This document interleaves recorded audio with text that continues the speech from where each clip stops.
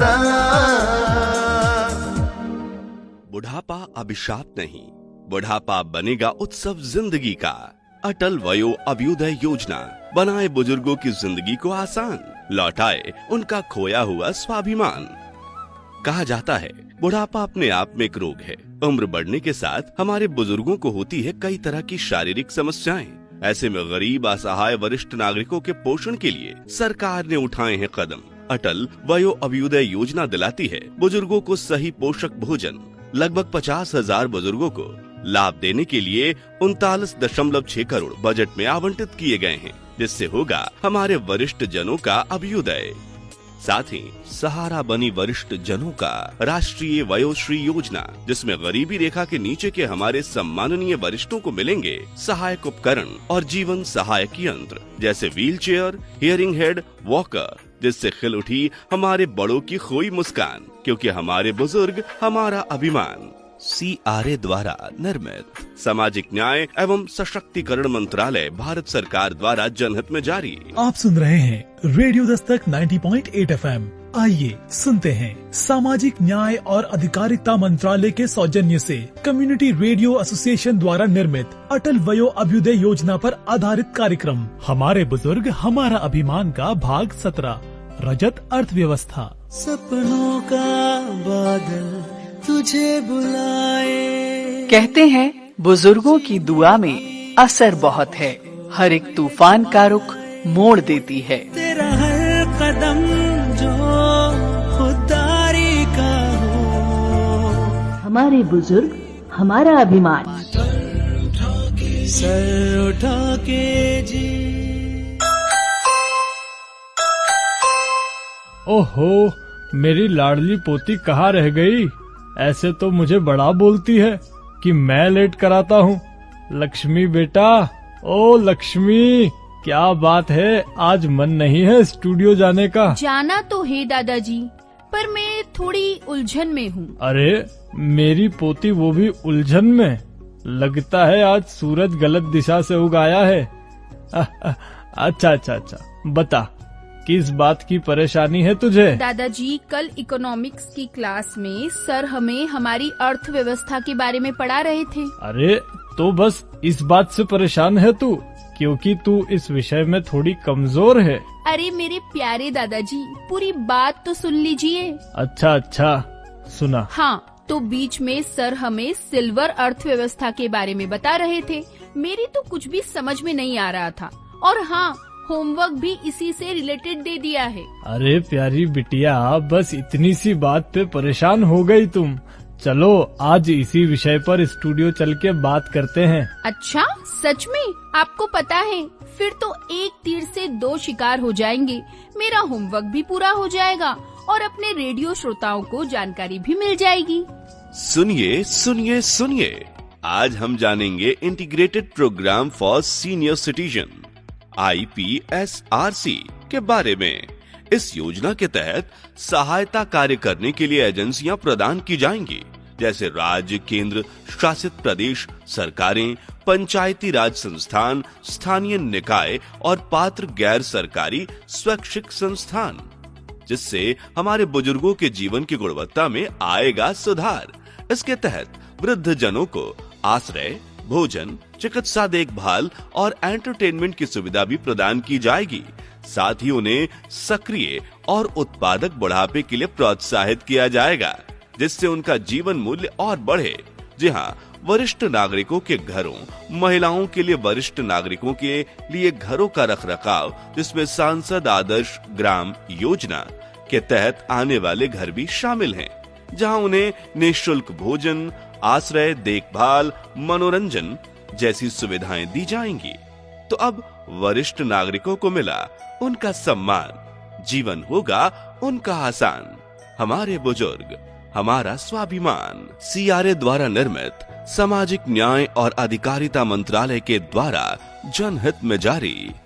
सभी श्रोताओं का रेडियो दस्तक 90.8 FM पर स्वागत है। मैं आपका भरत दादा और मेरे साथ है मेरी प्यारी पोती। और हम एक बार फिर से हाजिर हैं लेकर हमारा कार्यक्रम हमारे बुजुर्ग हमारा अभिमान में। ये कार्यक्रम भारत सरकार के सामाजिक न्याय और अधिकारिता मंत्रालय व सामुदायिक रेडियो संगठन द्वारा बुजुर्गों के सम्मान और उनके कल्याण के उद्देश्य से चलाया जाता है। हाँ तो दादाजी अब बताइए कि क्या है ये सिल्वर इकोनॉमी यानी रजत अर्थव्यवस्था? हाँ बिटिया, भारत सरकार के सामाजिक अधिकारिता मंत्रालय द्वारा चलाई जा रही अटल वयो अभ्युदय योजना बुजुर्गों के आत्म सम्मान और उनके जीवन में सम्मानजनक बदलाव लाने के लिए एक महत्वपूर्ण पहल है और इसमें वृद्धावस्था के दौरान उनकी भलाई, सुरक्षा और आत्मनिर्भरता को बढ़ावा देना, जिसमें बुजुर्गों को विभिन्न प्रकार की सुविधाएं, सेवाएं प्रदान की जाती है और इसी में से एक है रजत अर्थव्यवस्था। इसके साथ ही मंत्रालय ने एक पहल सेज चलाई है। सेज यानी कि ऋषि साधु, जो हमें सही रास्ता दिखा सकते हैं, जैसे कि हमारे बुजुर्ग। Says senior care ageing growth engine. Says पहल में सरकार ऐसे उद्यमियों की मदद करती है जो बुजुर्गों की जरूरत का सामान बनाते हैं या इससे जुड़ा कोई स्टार्टअप करते हैं, तो ऐसे उद्यमियों को सरकार 1 करोड़ तक की राशि देगी। हाँ दादाजी, ये तो हमने पहले भी अपने बुजुर्ग साथियों को बताया है, मगर ये सिल्वर इकोनॉमी कोई नया मोबाइल एप्लीकेशन है क्या? नहीं बेटा, मोबाइल ऐप नहीं, ये एक नई सोच है। दुनिया भर में जीवन प्रत्याशा में वृद्धि और जन्म दर में कमी के कारण बुजुर्गों की संख्या लगातार बढ़ रही है। भारत जैसे विकासशील देशों में भी बुजुर्गों की संख्या में वृद्धि हो रही है और बुजुर्गों की स्वास्थ्य, सुरक्षा और सामाजिक कल्याण से जुड़ी जरूरतें भी बढ़ रही है। इस वृद्धि को देखते हुए रजत अर्थव्यवस्था को प्रमुख आर्थिक क्षेत्र के रूप में पहचाना गया है। मतलब हमारे बुजुर्गों के लिए क्या खास है इसमें? बेटा, पहले के मुकाबले आजकल बुजुर्गों के पास बहुत सारी सुविधाएं हैं, जैसे बेहतर स्वास्थ्य सेवाएं, इंटरनेट की दुनिया और सबसे बढ़कर उनकी सोच और अनुभव। हाँ वो तो मैं समझ रही हूँ दादाजी, लेकिन सिल्वर इकोनॉमी मतलब? सिल्वर इकोनॉमी का मतलब है कि हम अपने बुजुर्गों के इस अनुभव को इस्तेमाल कर सकते हैं और इसके जरिए नए मौके बना सकते हैं। और तुझे पता है बेटा, अब सरकार और कई कंपनियां बुजुर्गों की जरूरतों का ध्यान में रखते हुए नई चीजें ला रही है। तो दादाजी, इसका मतलब ये है कि अब हमारे बुजुर्ग सिर्फ आराम नहीं करेंगे, बल्कि उनके लिए कुछ खास चीजें भी बन रही हैं, ताकि उनका जीवन और बेहतर हो सके। हाँ बिल्कुल, अब समझ में आ रहा है तुझे। और बेटा, रजत अर्थव्यवस्था का मतलब सिर्फ आराम नहीं है, बल्कि यह बुजुर्गों के जीवन को और भी सक्रिय और खुशहाल बनाने के लिए नई सेवाओं और उत्पादों का विकास है। सुनिए सुनिए सुनिए, आज हम जानेंगे integrated programme for senior citizen IPSRC के बारे में। इस योजना के तहत सहायता कार्य करने के लिए एजेंसियां प्रदान की जाएंगी, जैसे राज्य, केंद्र शासित प्रदेश सरकारें, पंचायती राज संस्थान, स्थानीय निकाय और पात्र गैर सरकारी स्वैच्छिक संस्थान, जिससे हमारे बुजुर्गों के जीवन की गुणवत्ता में आएगा सुधार। इसके तहत वृद्ध जनों को आश्रय, भोजन, चिकित्सा देखभाल और एंटरटेनमेंट की सुविधा भी प्रदान की जाएगी। साथ ही उन्हें सक्रिय और उत्पादक बुढ़ापे के लिए प्रोत्साहित किया जाएगा, जिससे उनका जीवन मूल्य और बढ़े। जी हाँ, वरिष्ठ नागरिकों के घरों, महिलाओं के लिए वरिष्ठ नागरिकों के लिए घरों का रखरखाव, जिसमें सांसद आदर्श ग्राम योजना के तहत आने वाले घर भी शामिल हैं, जहां उन्हें निःशुल्क भोजन, आश्रय, देखभाल, मनोरंजन जैसी सुविधाएं दी जाएंगी। तो अब वरिष्ठ नागरिकों को मिला उनका सम्मान, जीवन होगा उनका आसान। हमारे बुजुर्ग हमारा स्वाभिमान। CRA द्वारा निर्मित सामाजिक न्याय और अधिकारिता मंत्रालय के द्वारा जनहित में जारी। अच्छा दादाजी, ये बताइए कि इसमें कौन कौन सी सेवाएं और उत्पाद शामिल हैं जो बुजुर्गों के लिए खास तौर पर बन रहे हैं? बड़ा अच्छा सवाल किया तुमने। अब देखो, जैसे जैसे लोग बुजुर्ग होते जाते हैं, उनकी जिंदगी थोड़ी थम सी जाती है। दूसरों पर वो ज्यादा निर्भर होते हैं। लेकिन अब ऐसा नहीं है। अब कई कंपनियां और सरकारी योजनाएं बुजुर्गों के लिए हेल्थ केयर, टेक्नोलॉजी, एंटरटेनमेंट और यात्रा जैसी सेवाएं बना रही है। अच्छा, कैसी सेवाएं? अरे जैसे कि स्वास्थ्य सेवाएं। इसके द्वारा बुजुर्गों के लिए विशेष मेडिकल उपकरण, वॉकर्स, व्हीलचेयर और ऐसे मेडिकल एप्स जो उनकी सेहत को मॉनिटर करते हैं। साथ ही आर्थिक अवसर बनाए जाते हैं, जैसे बुजुर्गों के लिए रोजगार या पार्ट टाइम काम और विभिन्न उत्पादों के लिए बाजार जो उनके जीवन स्तर को सुधारने में मदद करें। अच्छा, और क्या क्या होता है इसमें? लक्ष्मी बेटा, रजत अर्थव्यवस्था के माध्यम से अब बुजुर्गों के लिए फिटनेस और योग कार्यक्रम तैयार किए जा रहे हैं जो उनकी शारीरिक सेहत को बनाए रखते हैं। और हाँ, बहुत सी कंपनियां और संस्थाएं बुजुर्गों के लिए घर पर ही सेवा देने का काम कर रही है। घर पर ही सेवा देने का काम मतलब दादाजी? अरे जैसे होम केयर, जिसमें डॉक्टर या नर्स घर पर आकर इनकी देखभाल करते हैं, या फिर वृद्धाश्रम जो घर जैसा माहौल देते हैं और जहां बुजुर्ग आराम से रह सकते हैं। ओह, तो ऐसी बात है। और लक्ष्मी बेटा, इसमें बुजुर्ग व्यक्ति अपनी सेवानिवृत्ति के बाद भी अर्थव्यवस्था में योगदान दे सकता है, चाहे वे पेंशन से अपनी खपत करे या फिर छोटे व्यवसायों में काम करे। इसके अलावा रजत अर्थव्यवस्था से जुड़े उद्योगों से नए रोजगार के अवसर भी उत्पन्न होते हैं। उदाहरण के लिए हेल्थ केयर सेवाएं, वृद्धों के लिए यात्रा और पर्यटन और विशेष रिटायरमेंट हाउसिंग जैसी सेवाओं से रोजगार के नए अवसर मिल रहे हैं। वैसे दादाजी, एक बात तो बताइए। हाँ, पूछो ना। एक क्या, तुम दो बातें पूछो लक्ष्मी। कौन सुनता है उनकी, जो सालों से हमारी सुनते आए हैं, हमारे लिए मेहनत करते आए हैं। आज जीवन की वृद्धावस्था में हमारे बड़ों की सुनने वाला कोई नहीं है। ना किसी के पास वक्त है कि वो उनके छोटे मोटे काम भी करें। साथ ही कई बुजुर्गों को जीवन के इस शीतकाल में घर से निकालना और अपमान का सामना करना पड़ता है। ऐसे में बुजुर्गों की कौन सुनेगा? हेलो, हम सुनेंगे, क्योंकि हम हैं एल्डर लाइन। जी हाँ, एल्डर लाइन। मैं हूँ एक टोल फ्री नंबर 14567। सुबह 8 बजे से रात्रि 8 बजे तक मैं आप वृद्ध जनों की सुनूंगा। एल्डर लाइन का दृष्टिकोण वरिष्ठ नागरिकों से जुड़ना, उन्हें विनम्रता के साथ सेवा प्रदान करना है।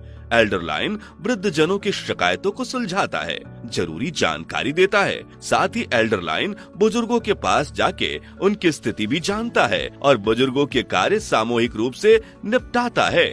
तो अब ये ना कहें, कौन सुनेगा बुजुर्गों की? अगर समस्या हो तो एल्डर लाइन 14567 पर अभी कॉल करें और साथ सहयोग पाएं, वो भी सम्मान के साथ। तो आज ही आप अपने स्पीड डायल में 14567 को सेव करें। कोई समस्या तुरंत डायल करें। हमारे बुजुर्ग, हमारा अभिमान। CRA द्वारा निर्मित और सामाजिक न्याय और अधिकारिता मंत्रालय के द्वारा जनहित में जारी। क्या बुजुर्ग आराम से यात्रा भी कर सकते हैं इस योजना के अंतर्गत? बिल्कुल बिल्कुल। अब बहुत सी ट्रेवल एजेंसियां और कंपनियां बुजुर्गों के लिए खास यात्रा पैकेज डिजाइन करती है। इन पैकेजों में बुजुर्गों के लिए आरामदायक यात्रा, सुविधाजनक होटल्स और अगर जरूरत हो तो मेडिकल सुविधाएं भी देती है। अरे वाह दादाजी, फिर तो इसके द्वारा बुजुर्गों के लिए ऑनलाइन शॉपिंग भी आसान हो गई होगी। हाँ, कई ऑनलाइन प्लेटफॉर्म्स ने बुजुर्गों के लिए अपनी वेबसाइट और एप्स को यूजर फ्रेंडली बना दिया है। ऐसे एप्स पर बुजुर्ग आसानी से अपनी पसंद की चीजें मंगवा सकते हैं और इसमें 24/7 कस्टमर सपोर्ट भी रहता है, ताकि अगर किसी को मदद की जरूरत हो तो वह तुरंत पा सके। ये तो सही बात है। हमारी सरकार बुजुर्गों के हित में निरंतर प्रयासरत है। अटल वयो अभ्युदय योजना और रजत अर्थव्यवस्था इसके उदाहरण है। बुजुर्गों के लिए मनोरंजन और सामाजिक गतिविधियां भी रजत अर्थव्यवस्था का एक अहम हिस्सा है। ये यात्रा सामाजिक संपर्क और मानसिक स्वास्थ्य को बनाए रखने और वृद्ध व्यक्तियों के जीवन को सुखमय बनाने में मदद करती है। मतलब दादाजी, रजत अर्थव्यवस्था वृद्ध जनों को समाज में अपनी पहचान और आत्मसम्मान बनाए रखने का अवसर देती है और एक सक्रिय सशक्त भागीदार के रूप में समाज में शामिल करती है। बिल्कुल सही बेटा। और बुजुर्गों की बढ़ती संख्या और उनकी आवश्यकताओं को देखते हुए रजत अर्थव्यवस्था कई व्यापारिक अवसरों को जन्म दे रही है। इससे व्यापार और उद्योग को भी काफी लाभ हो रहा है और इससे अर्थव्यवस्था को नई दिशा मिल रही है और बुजुर्गों का भी भला हो रहा है। ओह, तो इसका मतलब है कि इससे बुजुर्गों को आराम और खुशियों से भरा जीवन मिल सकता है। सही कहा ना दादाजी? बिल्कुल सही कहा बिटिया। चलो रजत अर्थव्यवस्था के बारे में और अधिक जानकारी लेते हैं। हाँ हाँ बिल्कुल, चलिए सुनते हैं। मैं प्रोफेसर सत्येंद्र किशोर मिश्रा विक्रम विश्वविद्यालय के अर्थशास्त्र अध्ययनशाला में प्रोफेसर एंड हेड के पद पर कार्य कर रहा हूँ। और अभी आपने जैसे चाहा है कि इस बजट में और या भारत में जो ये रजत अर्थव्यवस्था का एक नाम दिया गया है, उसमें बुजुर्गों के लिए सामाजिक क्षेत्र के लिए क्या क्या व्यवस्थाएं हैं। रजत अर्थव्यवस्था तो नया टर्मिनोलॉजी है, लेकिन सही ये है कि 2047 जब आज़ादी के 100 साल पूरे होंगे तो देश की एक विकसित भारत की संकल्पना है। और ये जो आखिरी के 25 साल हैं 100 साल पूरे होने में, इसको सरकार ने अमृतकाल के रूप में माना है, जिसमें देश में चौतरफा विकास होगा। न केवल भौतिक क्षेत्रों में विकास होगा बल्कि सामाजिक क्षेत्रों में भी टारगेट फिक्स किए गए हैं। जिसे राष्ट्रीय शिक्षा नीति 2020 जो आई है, वो देश में युवाओं को जो एजुकेशन के में और स्किल में जो गैप रह गया था और उसको पूरा करी। और साथ साथ जो भारत आज डेमोग्राफिक डिविडेंड के स्टेज में है, जिसको कहा जाता है कि भारत दुनिया के सबसे युवा देशों में है, तो उसका फायदा देश तभी ले पाएगा जब यहाँ एजुकेशन की व्यवस्था होगी और एजुकेशन भी इस ढंग से हो कि लोग स्किल्ड हों, केवल एजुकेटेड ही न हो बल्कि किसी चीज में दक्ष हों। और साथ ही साथ अभी हमारे यहाँ जो ये जो डेमोग्राफिक डिविडेंड का स्टेज है, ये भारत के लिए एक गोल्डन अपॉर्चुनिटी है कि 2047 में हम इसको अचीव कर पाए। लेकिन उसके बाद वो भी अवस्था आएगी जहाँ पर कि देश में एजिंग की समस्या होगी। वहां पर हमारे पास धीरे धीरे, इसलिए हमको अभी इसका उठाना होगा और अभी से हमको उनको चिंता करनी होगी कि जो हमारे बुजुर्ग हैं, खासकर जिसको कहा जाता है कि वो डिपेंडेंट वर्ग हो गए हैं, अगर 14 साल से कम है या उधर 60-65 के ऊपर है, तो वो लोग डिपेंडेंट पॉपुलेशन में आते हैं। तो हमको बुजुर्गों की भी चिंता, क्योंकि उनका देश के विकास में बहुत योगदान होगा। तो हमारे तमाम, अभी आप देखिएगा कि सोशल सेक्टर में इस बजट में जो आया है, उसमें सोशल सेक्टर में इन्वेस्टमेंट को वो बजट एलोकेशन बढ़ाया गया है। और अभी जो इकोनॉमिक रिफॉर्म के जो फायदे हैं वो हमारे यहाँ बुजुर्गों को मिल सके, क्योंकि जो जिस हिसाब से जब ग्लोबलाइजेशन के दौर में जब सामाजिक ट्रांसफॉर्मेशन होता है, तो वहाँ पर कहीं न कहीं जो हम बुजुर्ग आबादी है, तो उसको भी तमाम तरह की सामाजिक और आर्थिक समस्याओं का सामना करना पड़ता है। परिवार का स्ट्रक्चर बदलता है, समाज का स्ट्रक्चर बदलता है और कई बार ऐसा होता है कि हमारे जो बुजुर्ग हैं वो समाज से अलगाव महसूस करते हैं। और सरकार इन सब चीजों को समझ रही है, इसीलिए जो बुजुर्ग हैं उनके स्वास्थ्य की चिंता करती है, उनके रहने की चिंता करती है, उनके सुरक्षा की भी चिंता सरकार को रहती है। इसलिए आप देखिएगा हमारे यहाँ सामाजिक सुरक्षा के तमाम प्रावधान किए जा रहे हैं, जिसमें जो हमारे 60 साल के ऊपर, 65 साल के ऊपर, ऐसा एक हर चीज उसमें बनाया गया है, जिनको जन आरोग्य का फायदा कि उनको 5 लाख तक के, अभी जो सब पिछले बार स्कीम आई थी 70 साल के जितने बुजुर्ग हैं उनको 5 लाख तक का फ्री उनका इलाज होगा।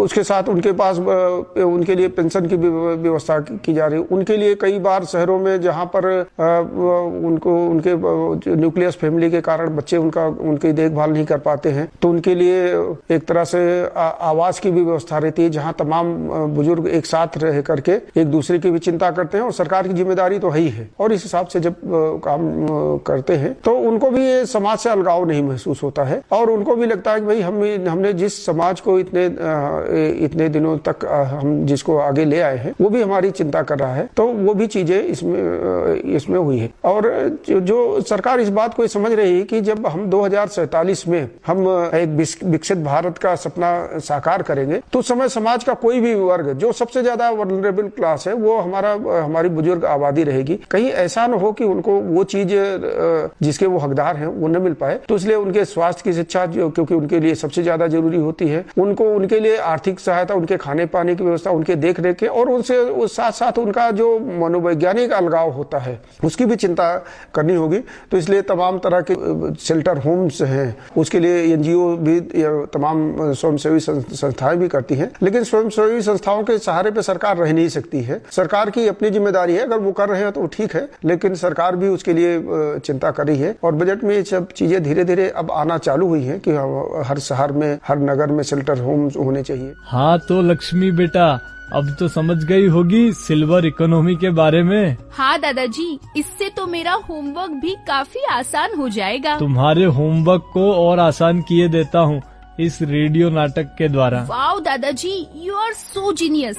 चलिए फटाफट से ये नाटक सुनते हैं। नमस्कार दोस्तों, आज हम एक ऐसे विषय पर चर्चा करेंगे जो हमारे बुजुर्गों के लिए उनके बुढ़ापे में वरदान जैसा है। रमेश, मुझे तो ये शब्द नया सा लग रहा है, लेकिन जैसा कि मैं समझ पा रही हूँ, रजत अर्थव्यवस्था से आपका तात्पर्य वृद्ध लोगों के लिए बनी अर्थव्यवस्था से है ना? बिल्कुल नमिता, रजत अर्थव्यवस्था का मतलब है वो आर्थिक गतिविधियाँ जो वृद्ध जनसंख्या की बढ़ती संख्या से जुड़ी हुई है। इसमें वृद्धों के लिए सेवाएं, उत्पाद और सुविधाएं शामिल हैं। एक रिपोर्ट के मुताबिक आने वाले दशकों में वृद्धों की जनसंख्या तेजी से बढ़ेगी और यह हमारी अर्थव्यवस्था के लिए एक बड़ा अवसर बन सकता है। बिल्कुल, मैं तो खुद इस क्षेत्र में काम कर रही हूँ। मेरी कंपनी वृद्धों के लिए विशेष उत्पाद और सेवाएं देती है, जैसे कि स्वास्थ्य निगरानी उपकरण, घर में सुरक्षा की सेवाएं और मानसिक स्वास्थ्य को प्रोत्साहित करने वाले कार्यक्रम। ये तो सही है, लेकिन क्या हमारे समाज में वृद्धों के लिए इतनी सुविधाएं हैं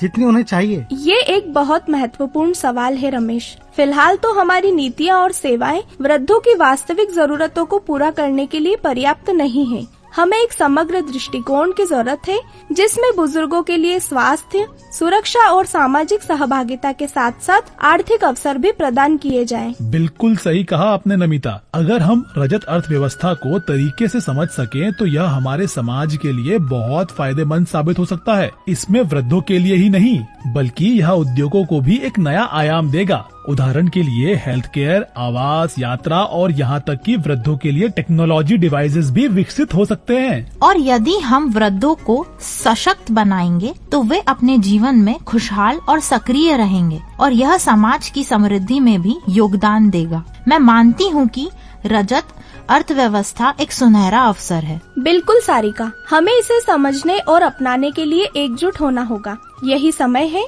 कि हम अपने वृद्ध नागरिकों के लिए एक बेहतर भविष्य तैयार करें। बिल्कुल ठीक कहा नमिता आपने। इस दिशा में काम करके हम रजत अर्थव्यवस्था के लाभ का पूरा फायदा उठा सकते हैं और यही हमारी जिम्मेदारी भी है। कितना अच्छा लगता है ना किसी की मदद करके। अगर मैं कहूँ कि आपकी मदद के इंतजार में कोई है जो आपकी राह देख रहा है, वो हैं हमारे वृद्धजन।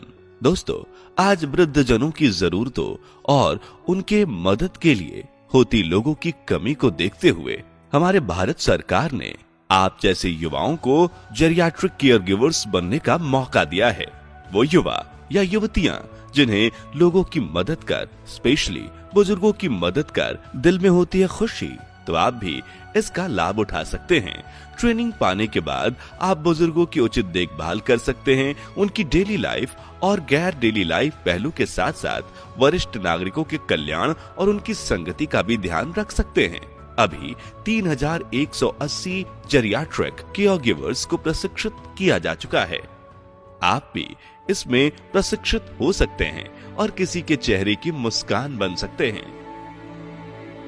अधिक जानकारी के लिए scw.dosje.gov.in पर अभी विजिट करें। CRA द्वारा निर्मित और सामाजिक न्याय और अधिकारिता मंत्रालय, भारत सरकार द्वारा जनहित में जारी। ये रेडियो नाटिका सुनकर ऐसा लग रहा है कि 60 साल के बाद मुझे भी खुद को सक्रिय बनाए रखने के लिए कुछ सीख लेना चाहिए। राइट दादाजी, 60-65 साल के बाद जब व्यक्ति नौकरी से सेवानिवृत्त होते हैं तो उनकी बरसों से चल रही एक सक्रिय दिनचर्या में अचानक से एक खालीपन आ जाता है। बहुत से लोग इसे स्वीकार नहीं कर पाते। किसी न किसी रूप में खुद को सक्रिय बनाए रखने के लिए कुछ लोग गायन, बागवानी जैसे कामों से अपने को जोड़ लेते हैं। सच बात है, यदि शरीर सक्रिय नहीं रहता तो सुस्ती आने लगती है और मन होता है दिन भर बिस्तर पर पड़े रहो। हाँ दादाजी, और फिर दिमाग भी सुस्त होने लगता है। कहा जाता है ना कि अपने न्यूरॉन्स को एक्टिव बनाए रखने के लिए, ज्यादा समय तक जीवित रहने के लिए भी शरीर की सक्रियता जरूरी है, वरना हर दिन अलग अलग डॉक्टर के पास भागना पड़ेगा। भाई, हमारे बुजुर्गों की बातचीत सुनकर मैं भी सोच रहा हूँ कि मुझे खुद को और सक्रिय बनाना चाहिए। दादाजी, आप तो वैसे ही बहुत सक्रिय हो। आपसे तो देश भर के बुजुर्ग एक्टिव होना सीख रहे हैं। और रजत अर्थव्यवस्था का सबसे बड़ा फायदा और सीख ये है कि कोई भी उम्र हो, हम नए अनुभवों और ज्ञान से कभी नहीं रुकते। बुढ़ापा अभिशाप नहीं, बुढ़ापा बनेगा उत्सव जिंदगी का। अटल वयो अभ्युदय योजना बनाए बुजुर्गों की जिंदगी को आसान, लौटाए उनका खोया हुआ स्वाभिमान। कहा जाता है बुढ़ापा अपने आप में एक रोग है। उम्र बढ़ने के साथ हमारे बुजुर्गों को होती है कई तरह की शारीरिक समस्याएं। ऐसे में गरीब, असहाय वरिष्ठ नागरिकों के पोषण के लिए सरकार ने उठाए हैं कदम। अटल वयो अभ्युदय योजना दिलाती है बुजुर्गों को सही पोषक भोजन। लगभग 50,000 बुजुर्गों को लाभ देने के लिए 39.6 करोड़ बजट में आवंटित किए गए हैं, जिससे होगा हमारे वरिष्ठ जनों का अभ्युदय। साथ ही सहारा बनी वरिष्ठ जनों का राष्ट्रीय वयोश्री योजना, जिसमें गरीबी रेखा के नीचे के हमारे सम्माननीय वरिष्ठों को मिलेंगे सहायक उपकरण और जीवन सहायक यंत्र, जैसे wheel chair, hearing head, walker, जिससे खिल उठी हमारे बड़ों की खोई मुस्कान, क्योंकि हमारे बुजुर्ग हमारा अभिमान। CRA द्वारा निर्मित सामाजिक न्याय एवं सशक्तिकरण मंत्रालय, भारत सरकार द्वारा जनहित में जारी। तो ये था हमारा खास कार्यक्रम हमारे बुजुर्ग हमारा अभिमान, जो प्रसारित किया गया सामाजिक न्याय एवं अधिकारिता मंत्रालय और सामुदायिक रेडियो संगठन के सौजन्य से, जिसमें हमने आज बात की सिल्वर इकोनॉमी के बारे में। तो श्रोताओं, आने वाले कार्यक्रमों में भी हम बुजुर्गों की कल्याणकारी योजनाओं के बारे में आपके साथ बातें करते रहेंगे। फिलहाल वक्त हो चला है कार्यक्रम के समापन का, तो मुझे यानी कि लक्ष्मी और मेरे भरत दादाजी को दीजिए इजाजत। नमस्कार। सुनते रहिए रेडियो दस्तक 90.8 FM। सुनेगा उज्जैन, बढ़ेगा उज्जैन। अरे इतनी सुबह सुबह कौन है भाई?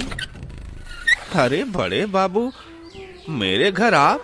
क्या करूं सुखी भाई, रोज तुम्हारे साथ टहलता था, अब 10-15 दिन से तुम आ ही नहीं रहे। क्या कहूँ बड़े बाबू, अब चला ही नहीं जा रहा। उम्र भी बढ़ती जा रही है, जोड़ों के दर्द से चलना मुश्किल है। तो मेरे जैसे वॉकर क्यों नहीं ले लेते? साथ साथ टहलने का मजा फिर आ जाए।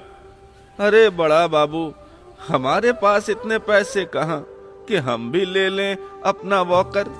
अरे काका, अब चिंता छोड़िए, राष्ट्रीय वयोश्री योजना से नाता जोड़िए। क्या है ये राष्ट्रीय वयोश्री योजना? अरे काका, हमारे भारत सरकार ने हमारे देश के 70% वृद्ध नागरिक जो आयु संबंधित विकलांगता का सामना कर रहे हैं, जो BPL की श्रेणी में आते हैं या जिनकी मासिक आय 15,000 तक है, उन्हें जीवन सहायता उपकरण प्रदान करने का काम किया है, जिसमें चलने वाली छड़ी, बैसाखी, वॉकर, ट्राइपॉड छड़ी, सुनने की मशीन, कृत्रिम दांत और चश्मे, wheel chair, folding chair commode, knee belt, spine belt, neck belt, कमर का बेल्ट जैसे उपकरण फ्री में मिल रहे हैं। अच्छा, ऐसा क्या? हमें कैसे मिले और किसी को मिला है क्या? भारत सरकार ने सामाजिक न्याय और अधिकारिता मंत्रालय के तहत राष्ट्रीय वयोश्री योजना कृत्रिम अंग निर्माण निगम एलिम्को द्वारा देश भर में इस योजना द्वारा शिविर लगाकर 3,60,175 से ज्यादा वरिष्ठ जनों को उपकरण दिए हैं। इसके लिए आप शिविरों में Aadhaar card, PAN card, ration card, आय प्रमाण पत्र लेके जा सकते हैं। या अगर ऑनलाइन रजिस्ट्रेशन कराना है काका, तो आप socialjustice.gov.in पर विजिट करके ऑनलाइन रजिस्ट्रेशन करा सकते हैं।